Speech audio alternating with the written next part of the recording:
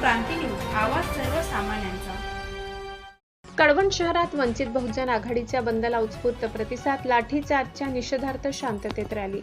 वंचित बहुजन आघाडीचे राष्ट्रीय अध्यक्ष श्रद्धेय ॲडव्होकेट बाळासाहेब तथा प्रकाश आंबेडकर यांच्या आवाहनानुसार दिल्ली येथील जंतर मंतर मैदानावर विद्यार्थ्यांवर झालेल्या लाठीचार्जच्या निषेधार्थ गुरुवार दिनांक 23 जुलै रोजी पुकारण्यात आलेल्या महाराष्ट्र बंदला कळवण शहरात उत्स्फूर्त प्रतिसाद मिळाला। कळवण तालुका वंचित बहुजन आघाडीच्या वतीने तालुका अध्यक्ष प्रकाश बस्ते यांच्या नेतृत्वाखाली शहरात कडकडीत बंद पाळण्यात आला। या बंदच्या अनुषंगाने कळवण शहरातून शांततेत निषेध रॅली काढण्यात आली।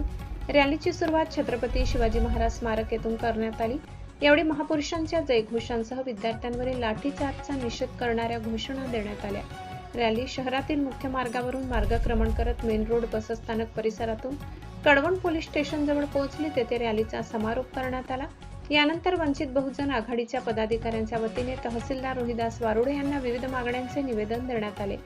आंदोलनादरम्यान कोणताही अनुचित प्रकार घडू नये यासाठी कार्यकर्त्यांनी शांततेचे आवाहन केले।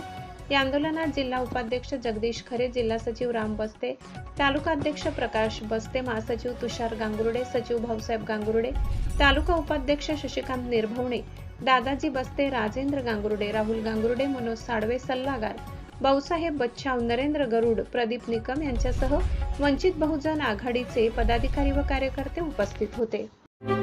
अशाच नवनवीन बातम्या पाहण्यासाठी आमच्या महाराष्ट्र क्रांती न्यूज या YouTube चॅनलला लाईक करा, सबस्क्राईब करा आणि बेल आयकॉनला प्रेस करा।